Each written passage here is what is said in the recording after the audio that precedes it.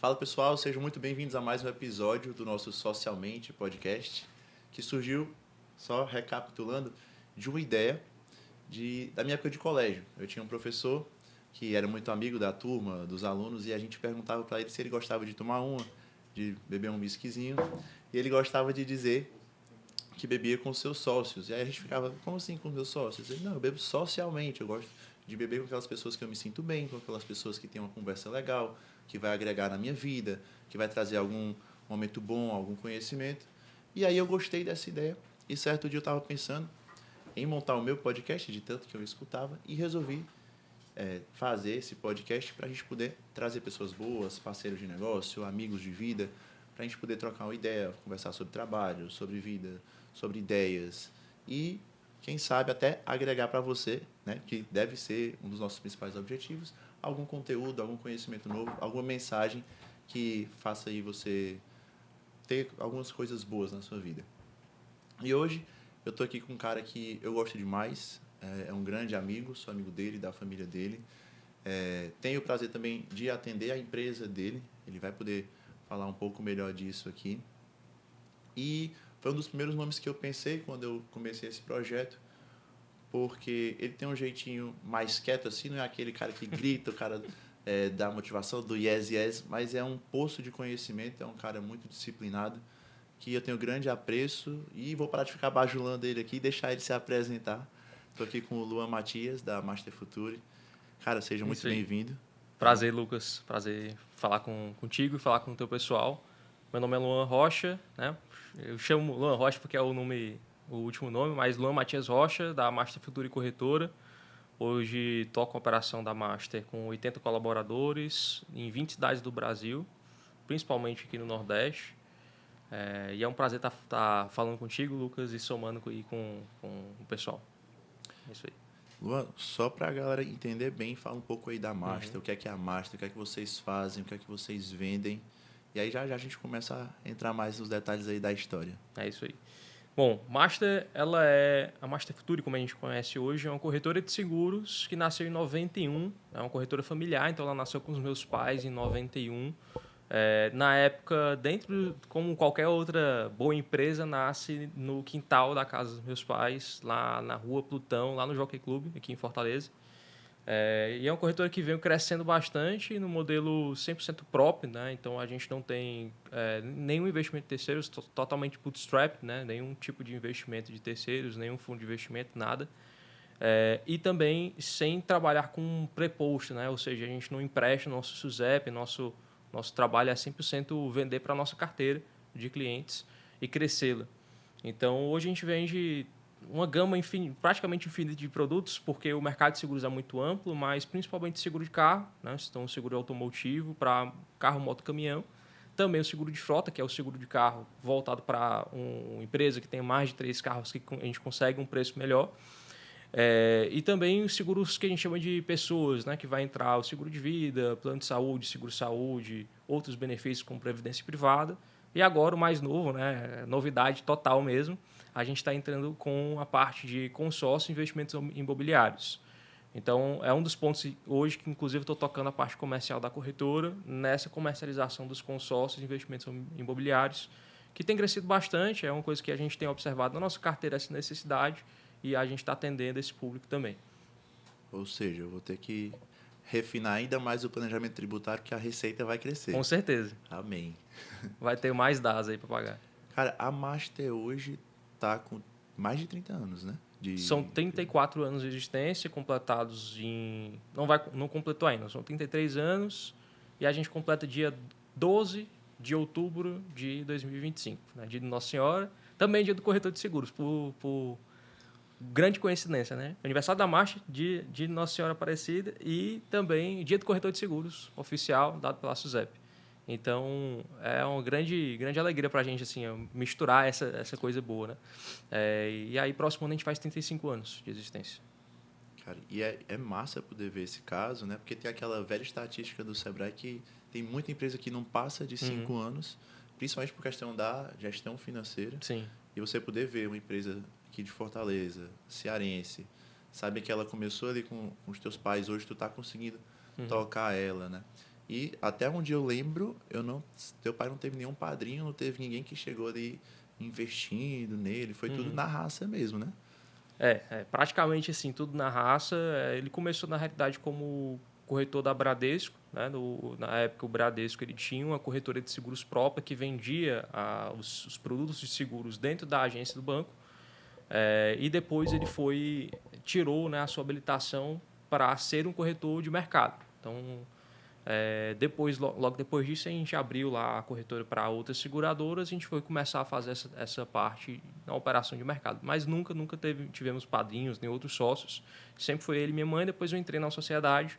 Quando eu completei ali 22, 23 anos, eu entrei na sociedade já tendo trabalhado bastante antes.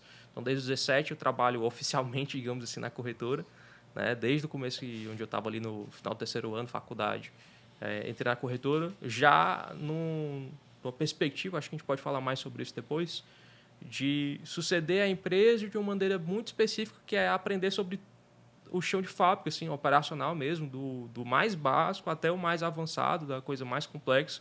Então, a gente fazia um rolado de 6 em 6 meses, onde eu trabalhava como operacional daquele cargo. Então, eu atendia cliente na recepção. Você já foi lá várias vezes. Eu era recepcionista da empresa. Boa. Depois, eu fui trabalhar com a parte de cobrança dos clientes. Então, muito cliente fica inadimplente. A gente tem um volume muito grande de cliente. Tem que cobrar o cliente, tem que mandar o boleto, mandar avisar débito, essas coisas do tipo. A gente ligava, batia a porta do cliente, etc. Faz isso também. Depois, eu fui para a área de sinistro. Atendi o cliente no sol quente.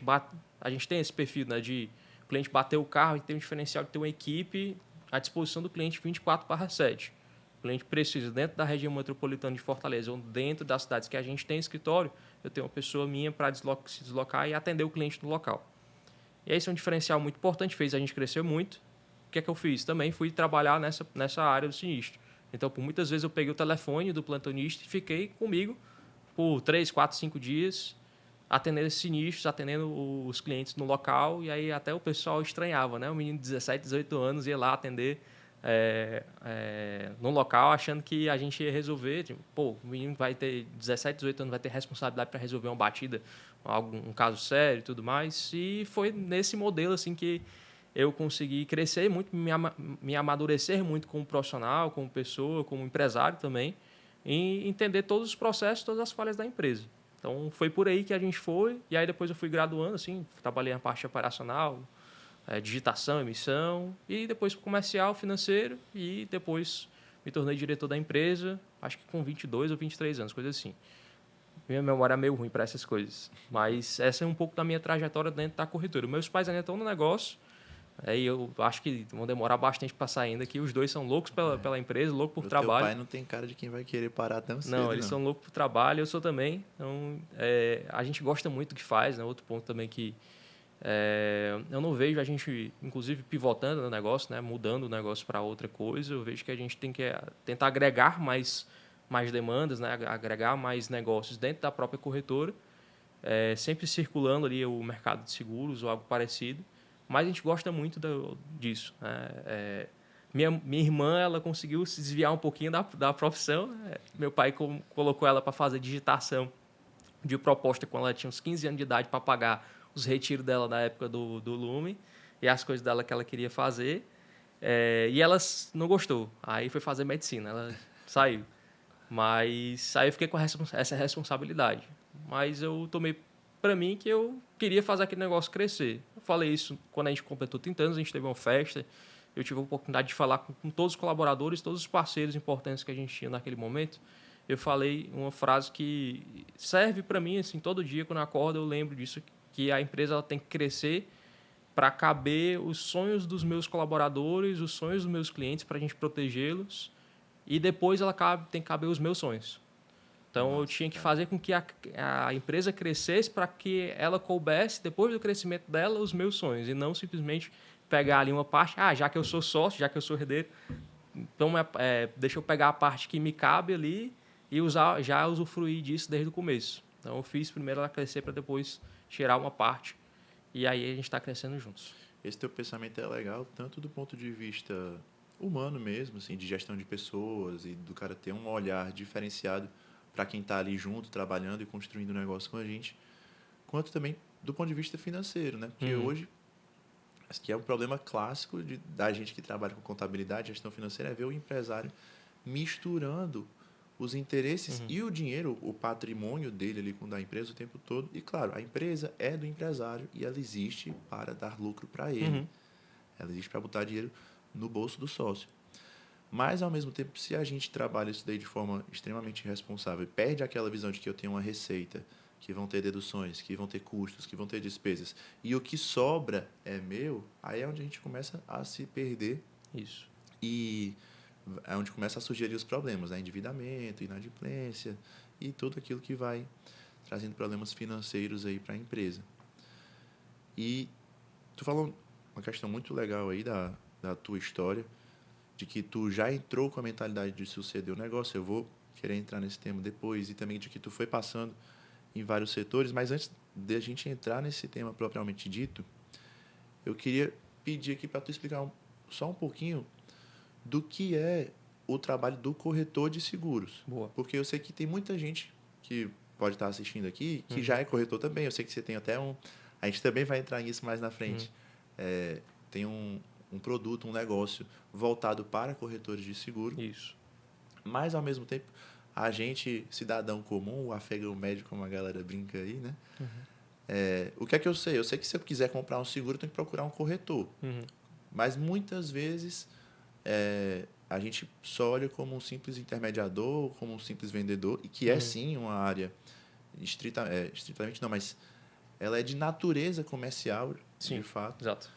Mas não é a simples comercialização ali, ou uma venda de um contrato, né? Porque eu sei que existe todo como é que eu posso dizer? Existe todo um contexto ao redor do seguro, que é aquela coisa, a gente tem, esperando não precisar usar, mas quando eu precisar, tem uma série de coisinhas que eu tenho que fazer também, que muitas vezes é o corretor que ajuda, né?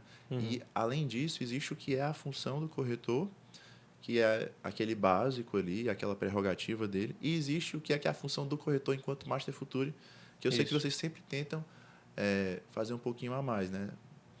Então, queria te pedir para explicar isso daí e abrir para o pessoal tanto a visão geral do que tu enxerga que é o corretor de seguro e de como vocês aplicam isso, quais são os tipos de corretores que vocês tentam ser. Não, tipo, corretor geral, mas a pessoa corretora de seguros. Como a gente faz isso, né? Bom, Isso. ótima pergunta, Lucas. Para a gente tentar diferenciar, né, a figura do corretor com a figura da seguradora, o que é mais prático para a gente fazer o corretor é a pessoa que está mais próximo do cliente possível. Então, o meu dever é buscar o que melhor atende o meu cliente e não necessariamente o que melhor atende a seguradora. Então, falando um pouco de outros mercados, né? Então, o mercado europeu, ele não tem a presença tão forte do corretor de seguros. O cliente ele pode ir lá e pode comprar o seu seguro com aquela seguradora específica. Então, ele pode bater na porta da Mafre, da Allianz, da Toco Marine, de qualquer outra seguradora e bater na porta lá, eu quero contratar o meu seguro de carro, por exemplo. Agora, qual o defeito disso? É que ele só vai ter uma proposta, né? Quando ele vai bater na porta de cada uma dessas seguradoras, ele mesmo vai ter que procurar ali a sua proposta e vai tomar a decisão sozinho. Qual o ponto? Por que a da necessidade do corretor de seguros e por que eu entendo, né? O mercado entende, a própria seguradora entende, que o mercado não vai evoluir, por exemplo, para o self-service, né? A contratação do cliente sozinho diretamente com a seguradora. É que o mercado é muito complexo. É que as coberturas elas são muito complexas e os dados que a gente precisa para gerar uma simulação, gerar uma cotação da maioria dos seguros são muito complexos. Lógico que tem N casos aqui que a gente pode citar de seguros que são fáceis de simular, de pegar cotações, etc., de o cliente decidir sozinho. E é uma evolução do mercado natural que o cliente compre sozinho alguns produtos que são mais simples. Mas, de forma geral, a seguradora até prefere que o corretor venda o produto dela. Então, no Brasil, o corretor de seguros ele é responsável por 97% da distribuição de produtos de seguro. É uma fatia muito grande. Em outros mercados também esse percentual é bem próximo. No mercado dos Estados Unidos, por exemplo, os corretores lá, a gente não chama de corretor, chama de agente, né? Mas os agentes de seguros também são grandes responsáveis dessa distribuição do produto seguro. Porque é um produto difícil de vender, é um produto que não está na boca do povo, é um produto que todo mundo compra e não quer usar. Tem sua complexidade, né? Também E na hora de escolher a apólice. Tem uma grande complexidade, né? Porque é uma coisa complexa, né? É uma coisa que você abre ali um PDF do segurador, a maioria das pessoas não consegue nem ler o que é que está escrito. Não sabe ali o que é uma cobertura compreensível, não sabe o que é um RCF, não sabe o que é um DIT, enfim. Você tem que dar uma aula para o cliente antes de vender. Eu sempre falo lá para os meus colaboradores, principalmente para quem está treinando, que primeiro, quando a gente vai vender para o cliente, tem duas fases. Eu preciso primeiro explicar o seguro e depois eu preciso vender o seguro. Porque tem gente que explica e não vende, tem gente que vende e não explica. Sim. Então, precisa explicar e vender. Explicar é falar o que cada uma das coberturas cobre. Porque a maioria, assim, 99% das pessoas, dos clientes, não sabe o que cada uma das coberturas para que ela pode ser utilizada. E o segundo ponto é vender, é convencer o cliente de que ele precisa daquela cobertura. Então, é um outro momento que o meu colaborador, que o meu vendedor, tem que ter com aquele cliente, com aquele potencial cliente. Então, são esses dois pontos.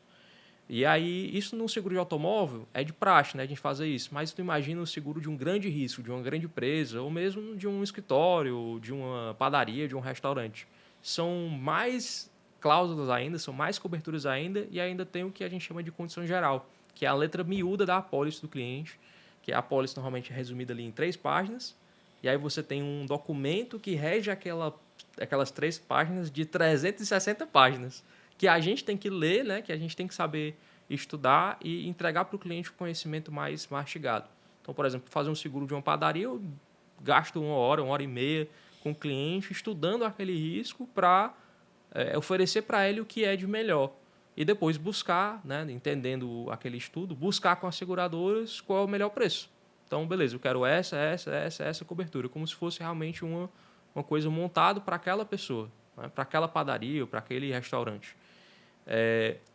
Dali, eu vou buscar com as seguradoras qual é a melhor situação para aquele cliente.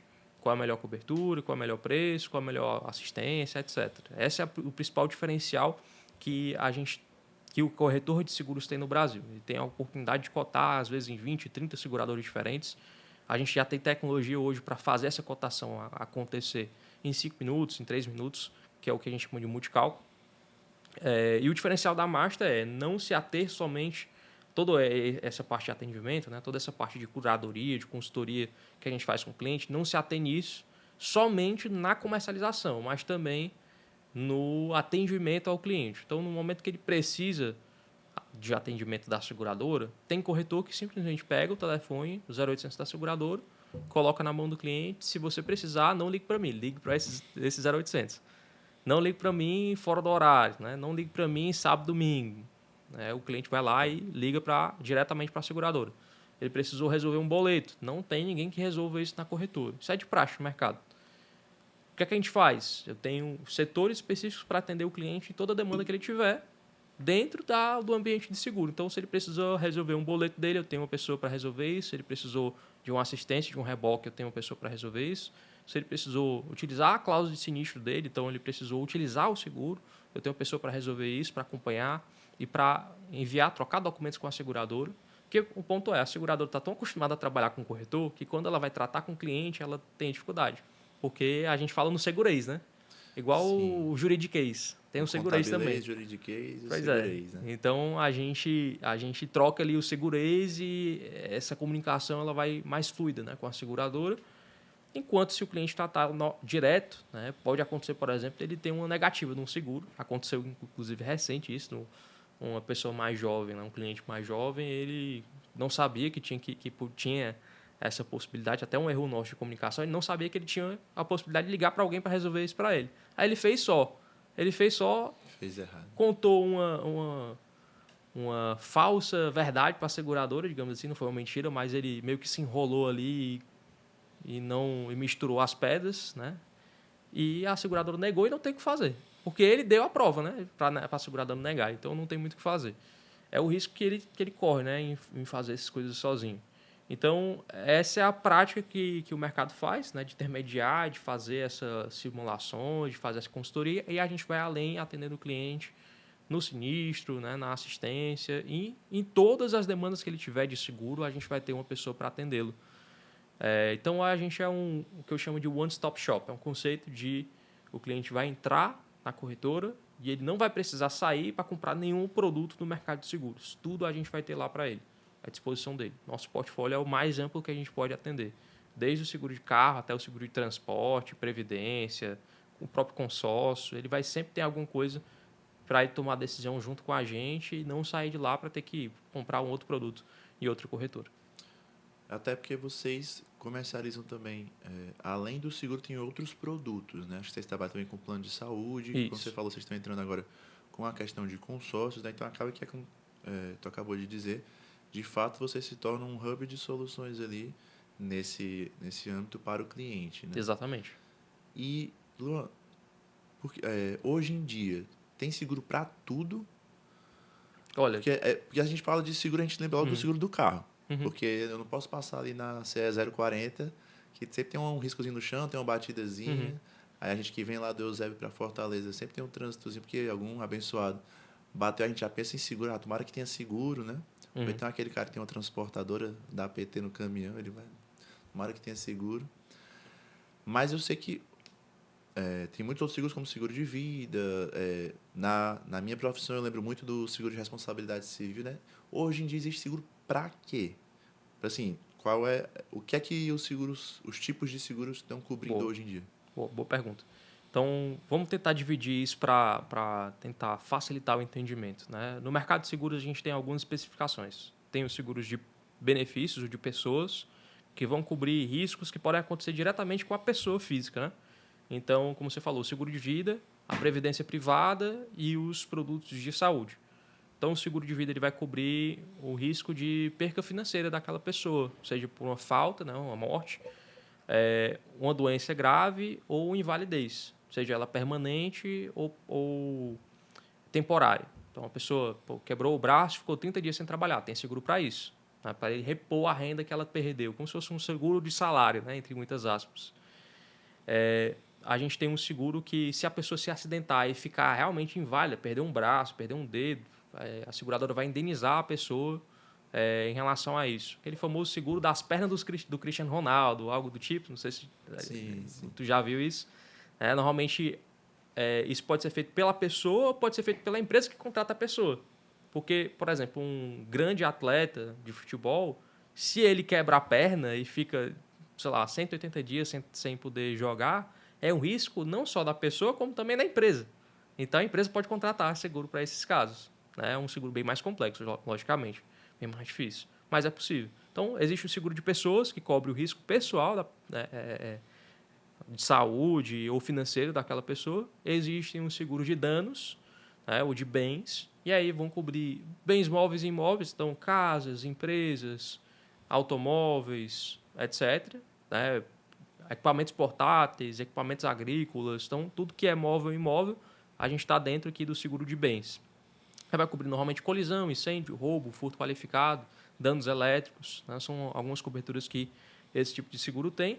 E a gente tem o seguro de responsabilidade, que vão cobrir os danos que ou uma profissão, ou uma empresa, ou um veículo podem causar a outra pessoa. Né? Um dano material, um dano moral. Então, por exemplo, você falou do seguro de contadores, né? Se na tua profissão você pode ter algum tipo de erro, de negligência, imprudência, imperícia, pode causar um problema financeiro, né? Um risco, um dano material para um cliente seu. Você pode, por exemplo, esquecer lá de mandar um boleto, um FGTS, algum tipo, e o cliente deixar de pagar e ser cobrado, ou errar ali na emissão de nota, enfim. Isso aí está coberto por um seguro de responsabilidade. Da mesma maneira, por exemplo, um médico, ele pode errar numa cirurgia, Deus o livre, fechou lá o cliente com a gase dentro do cliente. Isso já aconteceu. Aí, 3 anos depois, o cliente foi lá e cobrou esse paciente, ou o paciente, estou falando cliente, mas o paciente cobrou o médico dessa situação. A gente tem um seguro de responsabilidade civil que vai cobrir esse tipo de situação, negligência, imprudência e perícia do médico perante o seu paciente, por exemplo, na cirurgia, em um diagnóstico errado, etc. Isso pode acontecer, inclusive está em alta, né, esse produto de RC, essa responsabilidade civil médico. Por último, a gente ainda tem os seguros financeiros, são aqueles seguros que vão cobrir riscos financeiros das empresas. Então, por exemplo, um seguro de crédito. Digamos que tem uma grande empresa, uma grande indústria que está fornecendo um produto, né, para um cliente. Ele fornece lá R$1 milhão desse produto para aquele cliente. O que ele pode fazer? Ele pode fazer um seguro de crédito para que, se aquele cliente não pagar ele dentro do prazo estimado, a seguradora paga o nosso cliente. Então, é o seguro difícil de ser contratado, complexo e praticamente inexistente no Brasil. Deve ter coisa de 2.000 apólices do Brasil todo. Só que é um seguro que está muito em alta. Assim, é um seguro que hoje, levando em consideração Covid, tarifaço, etc., as empresas estão buscando muito. E compensa, né, normalmente, porque ele pode aumentar ali o leque de risco dele, pegando mais cliente, ou aumentando o volume de negociações que ele tem com cada cliente, e compensa para o tomador, né, que está fazendo aquele seguro financeiro. Também tem os seguros garantias, né, garantia financeira ou garantia de locação. Então, você é uma imobiliária, ou você está querendo alugar um imóvel e aquela pessoa não tem dinheiro para dar uma caução, não tem dinheiro para pagar um título de capitalização, não tem fiador, não tem nada. O que ela pode fazer? Ela pode transferir esse risco para uma seguradora pagando um produto de seguro fiança, um seguro garantia de fiança locatícia. Então, ao invés de ele colocar lá 3, 6 meses de aluguel num título de capitalização ou arranjar o fiador, ele pode pagar lá R$5.000, ou R$3.000, R$4.000 no seguro fiança. Esse dinheiro ele não consegue operar, mas ele pagou, parcelou lá em 4, 6 vezes e está tudo certo. Se esse inquilino ele parar de pagar o aluguel, a seguradora paga o proprietário e depois a seguradora vai com um escritório de cobrança cobrar do inquilino. Então, tem vários produtos do mundo de seguros. Isso estou falando só de seguro. Aí ainda tem previdência, seguro-saúde, plano de saúde, consórcio, etc. Tem muita coisa para fazer. Ou seja, o cara tem que fazer valer aquele ditado, né? Seguro morreu de velho. Ele tenta prever os BOs que ele pode enfrentar na profissão dele, na casa dele, com o carro e tudo mais, e buscar o corretor para poder auxiliar nele nas alternativas para poder tentar prevenir. Deus o livre aconteça, ele tem ali uma prevenção. Bati o carro, vai me ajudar. Tive um erro na profissão aqui. O seguro vai tentar reduzir os danos, né? E é por isso que o corretor de seguros ainda existe. E a gente tem até algumas seguradoras utilizando o slogan corretor é para sempre.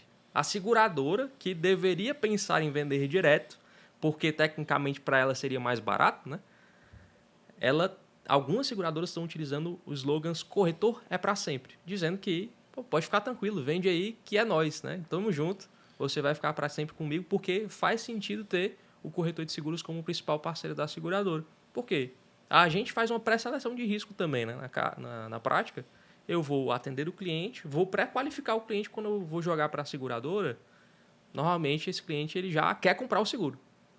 Então, não vou ficar, a seguradora não vai tá tendo o trabalho de convencer o cliente a comprar o seguro.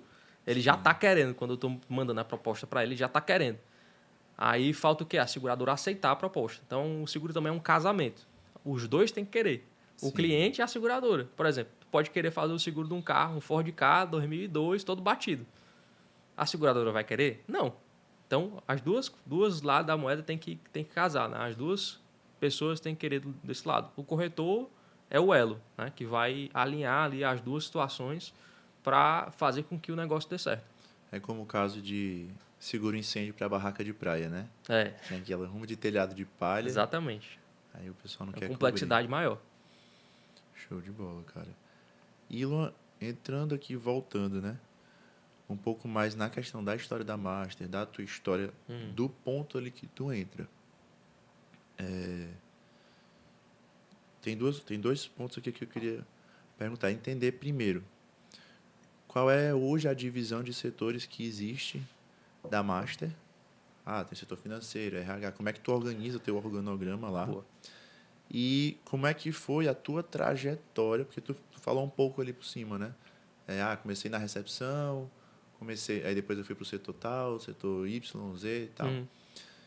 Mas se a gente puder detalhar um pouquinho como é que foi isso para ti, até tu falar o que foi que tu mais se identificou e o que é que tu viu, inclusive, porque assim, não dá para dizer que teus pais erraram, porque os caras construíram muita coisa, né? Mas com certeza tinham pontos de melhoria ali que tu foi identificando e que tu chegou para agregar, que a gente percebe, né? A gente que conhece ali de dentro, a gente sabe que isso existe, mas se tu pudesse detalhar dentro do que couber tu contar, Boa. seria bem legal. Não, legal. Como qualquer outra empresa familiar, a Master ela foi crescendo numa organização desorganizada. Então, quando eu cheguei, dava para perceber claramente que tinha alguns pontos que a gente podia melhorar rápido, né? Então, principalmente essa departamentalização da empresa, ela já existia, né? Intuitiva. Não só intuitiva, meus pais contrataram há muito tempo atrás uma pessoa, um ex-Gomes de Matos. Né? Há muito tempo atrás, provavelmente uns 30 anos atrás, quando a empresa tinha uns 5, 10, 6, 10 anos no máximo, eles contrataram um consultor de negócios e fez algumas estruturas. Então, fez o planejamento de remuneração dos vendedores, fez a estruturação de alguns departamentos, né? Fez alguns processos e aí a ideia, quando eu cheguei lá, foi tentar ajustar os ponteiros, né? Tentar ver o que é que as pessoas faziam e tentar remediar algumas situações maiores. Então, por exemplo, falar do setor de cobrança, né? Quando eu cheguei, foi o primeiro desafio. Tinham, sei lá, 3 mil clientes inadimplentes, sendo que a gente tinha, na época, 12 mil clientes. Né? Então, um percentual de inadimplência alto para a gente. Hoje, a gente deve ter 1.000 clientes inadimplentes com 21 mil clientes. Então, um percentual bem menor, porque era ajuste de processo e a gente recalibrar a quantidade de pessoas tocando aquela operação. E o trabalho ficou muito maior, né? Porque as seguradoras, elas, com o passar do tempo, começaram a trazer muito mais operação, muito mais coisa o que fazer para o corretor. Antes, por exemplo, né, quem fazia o seguro de carro, a seguradora pagava um vistoriador para ir na casa do cliente fazer a vistoria. Aí passou o trabalho para o corretor. Hoje, o cliente faz a vistoria de forma digital. Ele pega o celular dele, clica no link, tira algumas fotos. Só que a maioria dos clientes não consegue tirar as fotos bem feitas.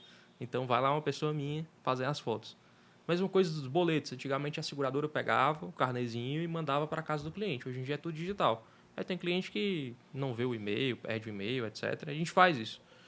Manda para o cliente ou faz ali o trabalho de enviar um kit de apólice por e-mail para o cliente. Então, teve algumas coisas, alguns ajustes de processo que a gente começou a ter que fazer, processos novos, por conta dessas mudanças de mercado que as seguradoras estavam inventando, digamos assim, principalmente depois da pandemia.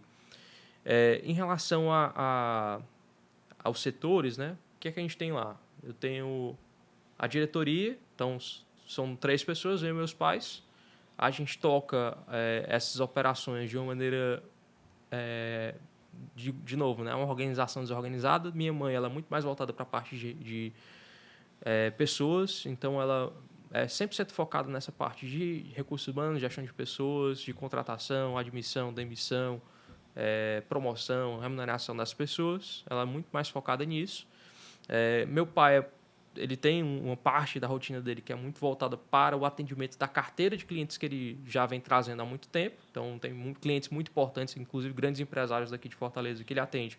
E ele não vai delegar isso para nenhuma outra pessoa, porque uma carteira que gera muita divisa, né, gera muita receita para a empresa e que tem clientes que só confiam nele. Então, a gente vai tentando escantear, né, tentando delegar alguns clientes, mas como qualquer outro contador, advogado, tem gente que o cara só quer falar com o dono, Tem né? aquele cliente que ele quer ser o Prime, né? Ele quer exatamente. falar com o dono o tempo todo. Exatamente. Então, a gente está nesse desafio. O desafio ele foi vencido, né, a vários passos, várias etapas. E aí ele tinha, sei lá, 200 clientes para falar todo mês, para tratar de renovação. Do cliente que tinha um mob de R$1.000 de seguro a uma empresa de R$100.000 de seguro. É um negócio meio confuso, né? Aí a gente foi tentando separar essa carteira e hoje tem uma equipe que cuida que a gente chama de mesa da diretoria, né? Então, uma equipe de 3 pessoas que cuida dos nossos clientes para a gente. É uma coisa que a gente evoluiu bastante nos últimos anos. Depois a gente tem toda a parte de administrativa, então, que cuida do financeiro. Simone, você conhece bem.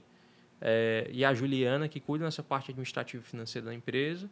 E eu tenho toda a parte operacional, que é o braço meio que fabril, né, na empresa. A gente tem que tocar a parte da entrada das propostas na empresa. O cliente foi transmitido, não foi vendido o seguro, eu preciso tratar aquela proposta. Todo o trabalho que eu tenho de atender aquele cliente. Então, tem um setor que a gente chama de emissão, que é garantir que aquela apólice, né, ela seja emitida, seja conferida e ativada pela seguradora e o seguro seja pago. E tem o setor de sinistro, que é o cliente precisa usar o seguro, garantir que ele seja indenizado. Fora isso, tem um setor comercial, que aí realmente é o maior setor da empresa, não tem como fugir disso, porque é uma empresa de vendas, né? A gente tem uma cultura de vendas muito bem declarada. E aí esse setor ele é separado em duas principais operações. Operação de agências, que a gente cuida do Banco Bradesco em algumas agências aqui no Ceará. Então, o Banco Bradesco é um dos únicos bancos que o corretor de seguros habilitado pela SUSEP vende o produto. Isso garante, inclusive, que a venda que aconteça lá, ela aconteça muito melhor do que em outros bancos. Vou dar o exemplo aqui, Itaú, Caixa, Banco do Brasil. Quem vende o produto lá é o gerente. E o gerente não tem habilitação. O corretor encaminha para esses bancos, aí o gerente faz o final da tratativa com o cliente. Não. Digamos que o cliente ele tem tu tem conta no Itaú, por exemplo. Sim. Certo? Aí você vai lá no Itaú, quero fazer o seguro do carro. Não tem corretor de seguros lá.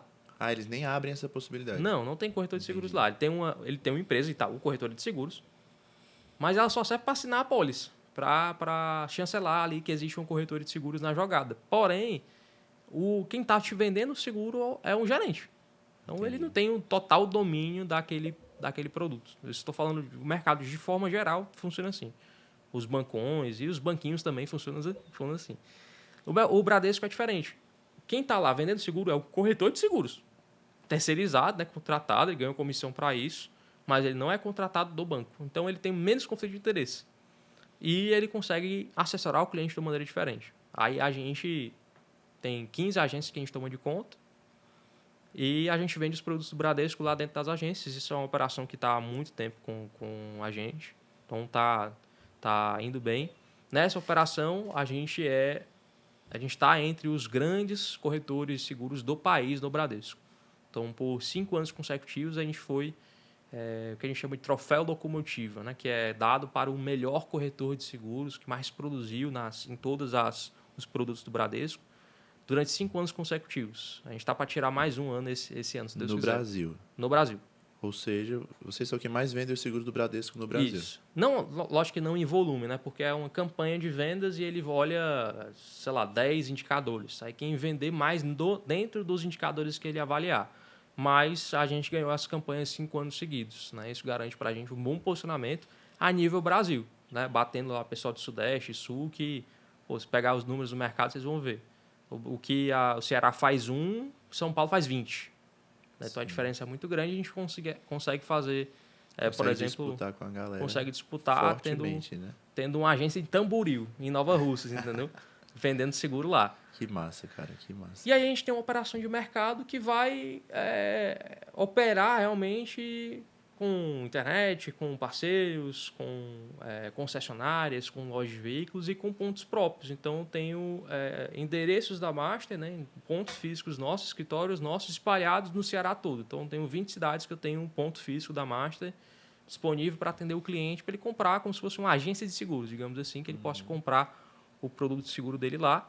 A maioria dentro de concessionária ou dentro de loja de carro, mas a gente tem como se fosse uma loja dentro da loja, né? A gente faz um espacinho nosso lá É a parceria para vender. com a loja e aí eles cedem o espaço, exatamente. Muito bom. Exatamente. Esse é o principal ponto aí de operação que a gente tem. Esse time comercial tem umas 50 pessoas e aí tem 2 gerentes, um para cada operação que a gente está estruturando. E eu estou mais voltado para essa parte comercial agora como o diretor comercial da operação. Então, o pessoal responde a mim. E, logicamente, a gente troca ideia. Tem algumas intervenções nessa parte administrativa. Nota, folha. Sempre estou dando uma olhada no geral. Porque, enfim, empresa familiar, a gente tem que fazer um pouco de tudo, né? Sim. Tem que saber um pouco de tudo. É como se como se fosse, não. Tu acabou ficando aquele profissional em T. Né? Tu se especializou na parte comercial, porque corretagem é naturalmente comercial. Não tem como fugir disso, né? Mas também, como tu precisa ser diretor, precisa gerir a empresa, tu tem que entender de pessoas. Isso. E entender de pessoas é tanto da parte comportamental, emocional, como da parte, como é que eu posso dizer, material mesmo, né? Saber se está todo mundo recebendo direitinho, o que tem que receber, se está pagando direito, está tudo correndo bem, né? E também a questão... Estão batendo a meta, se não estão batendo a meta, etc. Sim, tem que cobrar também essa parte, né? Até porque é vendas, né?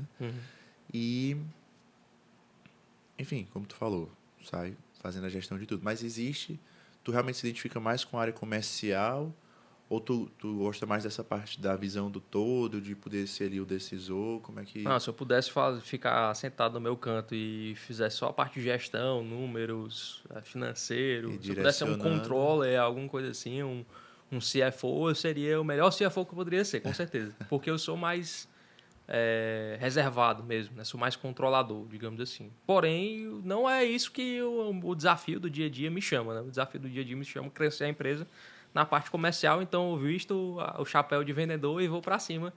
Vou junto do pessoal da operação vender, então por várias vezes eu estou ou em São Paulo visitando seguradora ou nos interiores que a gente tem ponto de venda visitando o time ou aqui visitando o time com os gestores.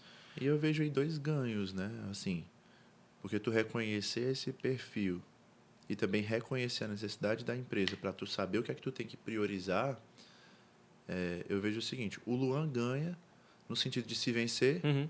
de É entender isso que aí. ele faz o que ele precisa fazer para a empresa dele, que é melhor para a empresa dele. E a empresa ganha também porque o que a gente percebe aí, principalmente depois daquela história da propagação do estilo startup, do Uhum. receita previsível, o comercial cada vez mais ele tem se tornado muito uma gestão de dados É isso aí. e de processos, né? Total, É total. óbvio que precisa daquele perfil do cara que é muito empático, que é muito animado, que é muito Uhum. desenvolto, mas hoje em dia não, isso por si só não se vende mais, principalmente numa empresa onde de natureza comercial, onde eu preciso gerir muitos vendedores, né? Uhum. Então eu vejo também que o teu perfil mais analítico, mais processual e como tu falou, controlador, nesse caso no bom sentido, né, também agrega para não ser aquele comercial porra louca, né, que Uhum. sai tem que vender, vender, vender, e aí ninguém sabe, cadê a pólice do fulano, cadê isso? É E o isso aí. processo se quebra no meio, né, principalmente na venda de seguros, Uhum. que como tu vem falando aqui na nossa conversa, é uma venda complexa, né? Não, e hoje a gente tem as figuras dos gerentes, dos coordenadores que me ajudam muito nisso, né? Em pontos que eu não sou forte, nessa parte de bater o bumbo e animar a galera, com certeza eu não vou ser tão bom como essas pessoas que nasceram para isso, né? Nasceram para ser vendedores, nasceram para ser gestores comerciais. Eu vou dar a direção, eu vou dar o que é importante, o que a empresa está vendo, quais são os pontos que a gente acha que são críticos. Mas quem está ali carregando o piano mesmo são eles, né? São os gestores, são os coordenadores das equipes que estão fazendo o negócio acontecer dessa maneira que você está falando. Pô, eu estou olhando o indicador, estou olhando pontos a melhorar, estou olhando TLDV, né, as gravações, estou olhando os WhatsApps, a conversa com cada cliente, etc. Mas o dia a dia, o contato com o colaborador, ele é muito mais feito por esses gestores e coordenadores, porque, enfim, não dá para falar com todo mundo. Então, a gente tem uma divisão ali de one-on-ones, né, de reuniões individuais, de reuniões diárias e semanais, que eles fazem, eu não consigo estar em todo canto ao mesmo tempo. Né? Até porque a gente tem uma coisa muito específica que é a minha empresa, ela não, o setor de vendas não é aquele setor de vendas que é todo mundo junto na mesma sala. Né? Não, é todo mundo separado. Né? Então, no máximo ali eu tenho uma operação de renovação, que são os clientes que vão renovando ao longo do tempo, que eu tenho 10 pessoas no mesão. No máximo eu tenho isso de gente ali que eu posso falar e resolver o problema tudo de uma vez. Mas a maioria das pessoas ficam... Uma fica aqui em Fortaleza, o outro fica em Mossoró, o outro fica em Juazeiro, o outro fica em Guaraciaba, o outro fica em Parnaíba do Piauí. E aí é uma complexidade um pouco maior, né? Então, eu não consigo estar em todo canto ao mesmo tempo. Então, vai do jeito que dá, fazendo videoconferência, tocando com os coordenadores, dessa maneira. Mas tem dado certo. A gente está evoluindo para ir para esse lado mais de estruturação do comercial nesse nível de dados. Então, a gente está trazendo o CRM novo, com alguns parceiros. A gente está trazendo algumas tecnologias para agregar mais em termos de ferramenta, inteligência artificial, etc., para agregar mais na experiência no nosso comercial e também do nosso cliente. É um dos pontos também que tu perguntou, né? O que é que eu vi que poderia melhorar? Essa parte da gestão comercial a nível de dados era inexistente. Cada vendedor tinha uma planilha, É, por exemplo. Então era totalmente confuso. E aí depois a parte financeira também. O pessoal do financeiro não era desorganizado, tinha um processo. Inclusive, meu pai ainda faz a conferência do caixa toda semana, todo domingo, depois da missa, ele está lá conferindo o caixa. Então, é organizado, porém, tinha alguns pontos que a gente poderia melhorar, algumas estratégias que a gente poderia fazer ali para deixar o financeiro mais organizado e a gente conseguir trazer uma economia boa para a empresa. Massa, massa. E aí, cara, voltando mais aqui pro Luan, né? Eu sei que, aliás, a conversa toda é com o Luan, mas no Luan agora mais num sentido um pouco mais pessoal. Tu enfrentou resistência, tu enfrentou aquele preconceitozinho da equipe quando tu iniciou esse teu caminho na empresa, pelo fato de tu ser novo e ser o filho do dono? Ou a galera te recebeu tranquilo, isso foi de boa? Como é que tu lidou com isso? E se teve esses problemas, como é que tu conseguiu ultrapassar, né, Boa. essas barreiras? Cara, assim, eu acho que é um desafio que qualquer sucessor vai passar, né? A gente pode ser com 10 colaboradores, com 20 colaboradores, com 100 colaboradores, ter sempre alguém que vai achar ruim, que não vai dar tanto valor, não vai dar tanta moral. E aí, em especial a Master, que tem uma cultura muito forte, né, que trabalha muito bem a questão do funcionário. A gente tem gente lá, tem colaborador nosso que está... Por exemplo, eu tenho 27 anos, tem gente que está há 27 anos na empresa. Então, pessoas que me viram nascer, que me colocaram no colo, que me levaram para o futebol, alguma coisa assim. Então, tem esse desafio, né? Desafio próprio da minha gestão. Que eu entrei sabendo que isso ia existir, que eu ia ter que enfrentar isso, e eu quis demonstrar que eu estava preparado, que eu estudei para gerir o negócio, que eu estudei para melhorar os processos e sempre contando com a ajuda deles. Então, eu sempre trazia para eles e falava, ó, isso aqui que eu quero fazer vai melhorar o teu lado, vai melhorar o teu trabalho. Mas como é que tu acha que poderia ser? Então, alinhava a expectativa trazendo a pessoa, né, aquele colaborador, para me ajudar a construir um processo que fosse melhor para ele, que diminuísse. Então, tudo que eu fazia na empresa, tudo que eu faço na empresa o que é que vai diminuir o trabalho do meu colaborador, o que é que vai dar mais ganho de eficiência, o que é que vai ser melhor para o meu cliente, sempre nessa perspectiva do que vai ser melhor. Logicamente, tem situações que a gente tem que dar más notícias, né? A má notícia ninguém vai gostar, pô. Não tem como. Dá a má notícia pronta e pior, né? Não pode deixar para depois, né? Porque o problema de amanhã é sempre maior do que o problema de hoje. Então, é uma má notícia que a gente tem que dar logo. E aí eu era muito resistente em dar más notícias, em, sei lá, demitir um funcionário, eu achava que eu não tinha moral para chegar e peitar uma demissão, né? Mas foi a ferro e fogo, assim, foi fazendo e até o momento que, assim, eu acho que lógico, né, meus pais, são muito mais respeitados, porque são os donos da empresa, fizeram aquilo do zero, né, mas quando eu toco a empresa hoje do jeito que eu sou o principal responsável pelas principais decisões, ou pelas decisões mais escabrosas, ou pelas principais mudanças de rota que a gente tem feito nos últimos anos, e que tem dado certo, né, tem levado a empresa para o sucesso, acho que o pessoal consegue dar um valor maior. E aí, principalmente o pessoal de gestão, coordenador, gestor, gerente, eu consigo trocar uma ideia muito facilmente com eles. E aí isso facilita com que essa ideia, né, que essa cultura, que essa visão minha possa descer para todos os níveis da empresa. Então, a empresa ela cresce de cima para baixo, de dentro para fora. Então, se eu trouxer essa visão para o meu tático, ele vai levar para o meu operacional. Se ele não está levando para o meu operacional, tem algum problema no tático, aí eu tenho que resolver. Eu que tenho que resolver, né?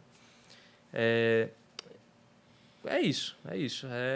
Em algumas situações, tentar fazer esse elemento de expectativa, tentar trazer essa pessoa para me ajudar a construir o processo, então fazer um PDCA, né, um Plan do Check That, para melhorar essas situações deles e trazer para a tona, né?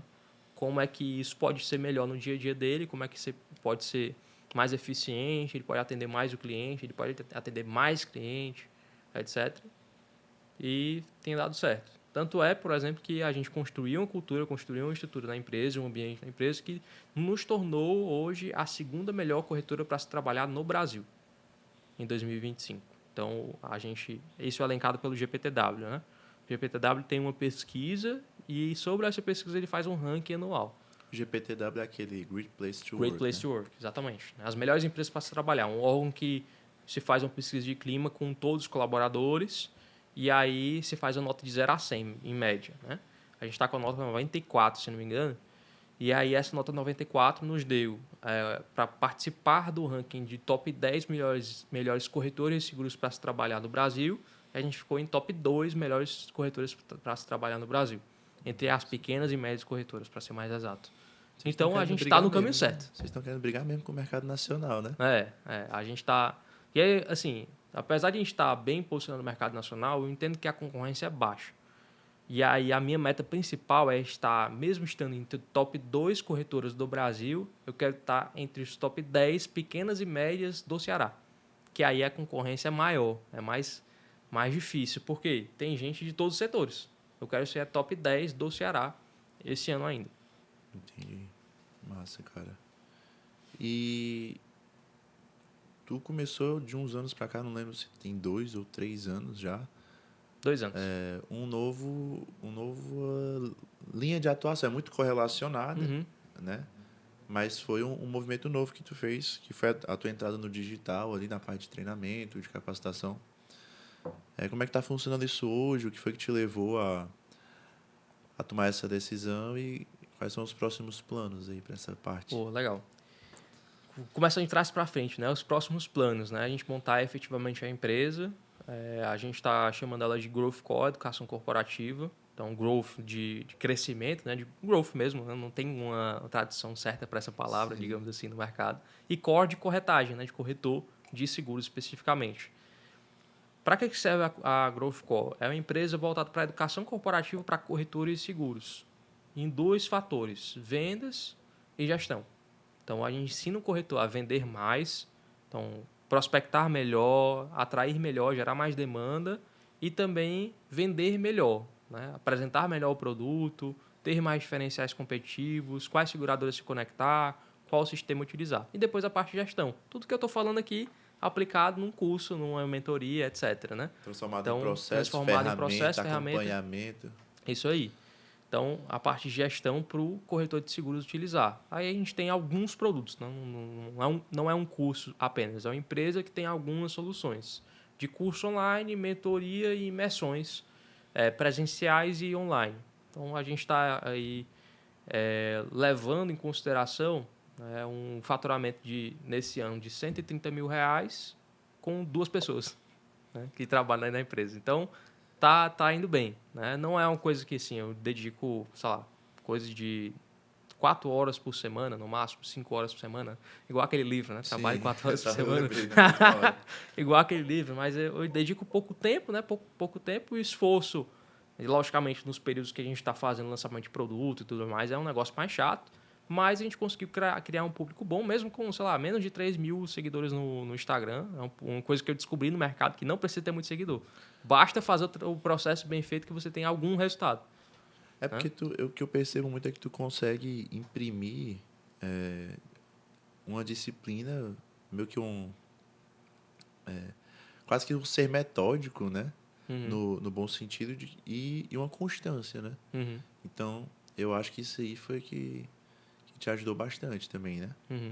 Eu tinha na minha cabeça que eu não queria desistir do digital, né? Porque foi uma coisa que eu testei, aí deu certo, assim. Tinha uma demanda reprimida, as pessoas me pediam muito por treinamento, por curso, vai lá minha corretora lá, me ajuda no sistema tal, Luan. Que eu era o filho do dono da empresa, da Master, que já era grande, que é meio nerd. Né? Então, me ajuda aqui, Luan. Como se fosse aquele velho, né? Me ajuda aqui a mexer no meu computador, meu filho. Eu vi que o pai dele se organizou mais quando ele entrou, ele ajudou a crescer, ele deve saber me ajudar aqui. Então, eu acabei ajudando muitos amigos, assim, no mercado, muitos amigos que numa roda numa mesa de bar e tal, ajudar, dar algumas dicas, né? Então, vou começar a cobrar. Pronto, aí a gente fez um lançamento, primeiro lançamento, foi aquele lançamento semente, digamos assim, aí deu um resultado legal, acho que deu uns R$30 mil de faturamento. E aí, beleza, vamos pegar esse dinheiro e vamos colocar no segundo lançamento. Deu 0. Não é nenhum, não, é 0. Caramba. Né? Então, foi um baque muito grande naquele primeiro momento. Aí, não, beleza, vamos tentar de novo. Aí, a gente foi tentando de novo, foi melhorando, né? Foi melhorando. E aí, foi criando outros produtos, né? Aumentando o ticket do produto inicial, criamos a mentoria. E hoje a gente está tocando o negócio aí com... Para dizer que não são 2 pessoas, são 4 pessoas, eu e mais 3, né? Um copywriter, uma pessoa para fazer edição e gravação e uma pessoa para fazer o tráfego pago.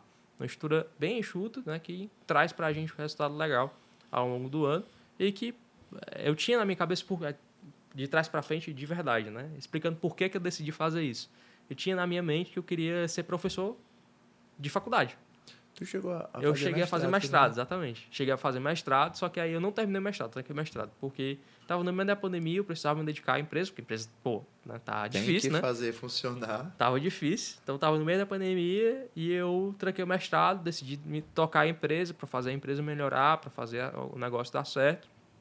E eu pensei, pô, esse negócio não vai me dar dinheiro, porque se eu for terminar o mestrado e for lecionar, eu vou ter que lecionar, sei lá, 10 horas aula por semana e vai me dar pouco dinheiro comparado a quanto eu posso fazer na internet ou me dedicar à empresa.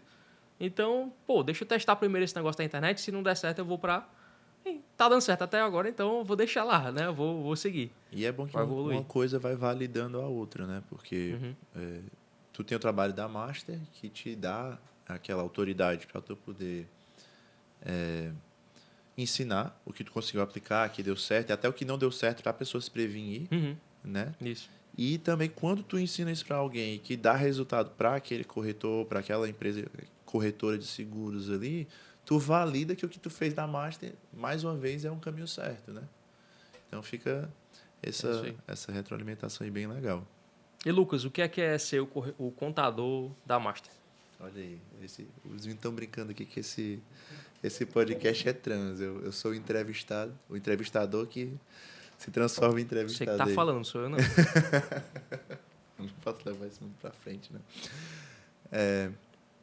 Cara, como eu falei no começo, né? Eu já conhecia sua família, a gente já tinha uma amizade e também uma amizade que gostava de falar de negócios, né? Então, Uhum. lá desde o começo do escritório, dos eventos que a gente fazia, a gente sempre gostou de conversar sobre isso, além de conversar sobre a vida, de ir pra praia, Golfville, tudo junto, né?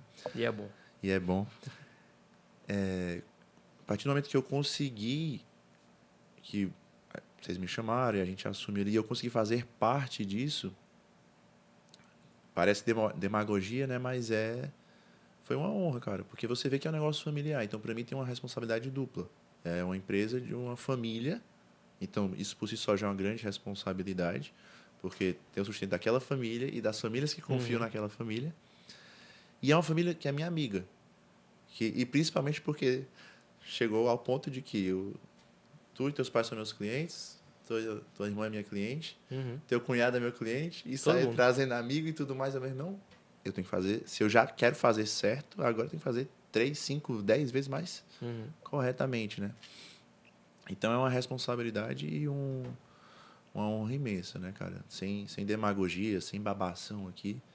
E é muito legal também a gente poder fazer parte de um trabalho dessa magnitude. Você vê aí a Master competindo nacionalmente. Ah, beleza, tem questões que nós somos maiores de fato, tem questões que a gente ainda precisa ajustar, mas é legal saber que você está no páreo e que você está fazendo parte disso, ainda que seja Legal. numa parte ali de contabilidade e aquela contabilidade terceirizada, mas que a gente faz questão de estar próximo, né? Boa, boa. Muito bom saber disso. E aí, cara, eu acho que a gente vai precisar se encaminhar aqui para o final do podcast. Eu queria que tu deixasse alguma dica de vida, de negócio, enfim, do que tu quiser. Queria te parabenizar Obrigado. pela empresa, pela sua história e pela notícia recente que você me deu. Se você quiser, você... Não, com certeza, vamos falar aí. Que ele Não sei quando é que vai sair isso, né? eu Provavelmente ainda também ter não falado. sei, mas o Luan descobriu recentemente que vai ser pai pela primeira vez. Amém. E foi uma alegria imensa para toda a família e para a gente que é amigo. E parabéns, cara. Obrigado. Então, se você deixar a sua mensagem, a gente fizesse um brinde Amém. para finalizar. Vamos fazer logo um brinde depois da mensagem. Depois de notícia dessa, né, a gente É. tem que brindar, que eu não tinha tido tempo ainda, né? E aí deixar a tua mensagem aí e fica aqui Boa. mais uma vez o meu muito obrigado, viu, cara? Obrigado, obrigado. Eu que agradeço pelo convite, Lucas. E é uma mensagem principal para todo mundo que está assistindo, para você também. É o seguinte, quando a gente está enxergando a empresa, né, a visão que a gente tem para o futuro da corretora e o meu futuro como pessoa, né, como profissional, eu sempre penso assim, o que é que eu posso fazer hoje para que o eu de 5 anos, 2 anos, 1 ano, me agradeça por o que eu estou fazendo hoje. Né? Então, o que é que eu posso fazer para que o Luan de 5 anos me agradeça, o Luan de hoje, por eu ter feito? Então, são os pontos que a gente está tentando adiantar, de certa forma, correr atrás e, às vezes, sair 10 horas, 11 horas da noite. Não faço o show da virada, não, mas a hora do babau de antigamente eu ainda tô... Ficar até tarde já está suficiente, né? Já está ajudando bastante. Então, às vezes, até umas 18, 18h30, 19 horas, tem gente tocando a empresa lá, na corretora. Eu gosto muito de trabalhar fora desse horário, né? Um pouquinho depois. Então, fico até 9, 9h30, 10 horas da noite, que é um momento que está ali silêncio, não tem ninguém. Ninguém bate a porta da empresa. O telefone toca menos, não tem né? telefone tocando, e aí eu consigo parar e pensar na empresa, pensar no futuro da empresa, pensar no que eu quero fazer, pensar no que quais são os próximos passos, né? Porque assim, empresário, no final das contas, a gente não tem uma rotina muito específica do que tem que ser feito todo dia. O meu funcionário, ele sabe que ele tem que chegar às 8 horas da manhã, bater o ponto dele, aí ele tem a planilha dele lá que ele tem que preencher, ele tem que tirar lá o relatório do sistema da seguradora, falar com, sei lá, 10, 15, 20 clientes, resolver os problemas dele ali. Quando dá 18 horas, ele bate o ponto de novo, tira a selfie dele no sistema e vai-se embora. Sim. Eu não. Todo dia tem que programar a minha rotina. Eu tenho que fazer a minha rotina. Então, esse horário que eu tenho, logicamente, nem todo mundo tem isso, tem a oportunidade de fazer isso, mas esse horário que eu tenho um pouquinho depois de trabalho para pensar no que eu tenho que fazer. E acho que o pensar no futuro, né? O pensar no que pode acontecer daqui a 2 anos, 3 anos, 5 anos, ou 6 meses, né? Me ajudou muito se olhar para 5 anos atrás, o ano de 5 atrás. Com certeza eu sou muito grato pelo que eu fiz, pelas decisões que eu tomei lá atrás, na maioria das vezes, né? Logicamente, eu tomei decisões erradas. Qualquer empresário, qualquer corretor, qualquer ser humano, né? vai tomar decisões erradas. Mas a maioria das vezes eu acho que a gente foi na direção certa e fez a empresa crescer saudável, com caixa, com boas pessoas, né? Cuidando bem das pessoas também, cuidando bem dos funcionários. Tanto é que, outro ponto, né, do GPTW, a gente foi uma das únicas 7 empresas do mercado que ganhou um destaque de saúde emocional, saúde mental. Né? Ou seja, as únicas 7 empresas que cuidam melhor da saúde mental dos colaboradores. Então, a ideia que a gente tem vamos crescer, vamos. Não precisa ser aqueles loucos que ficam até 10 horas trabalhando, 11 horas da noite, meia-noite trabalhando, estilo G4, apesar de eu gostar bastante do estilo de gestão deles e ser aluno deles também. Mas a minha ideia é trazer um ambiente que seja bom, que seja frutuoso para os meus colaboradores, para que eles cuidem bem dos nossos clientes também e a gente tenha um bom resultado a partir disso. E que nos traga paz, que eu possa colocar a cabeça no travesseiro no final do dia e consiga dormir bem. Até o menino chegar, né? Aí já não vai dormir tanto, mas vai valer a pena. Cara, pois show de bola. Obrigado mais uma vez por ter vindo. Obrigado. Tamo junto. Obrigado aí pela parceria, pela confiança e vamos brindar, né? Socialmente. Tamo junto.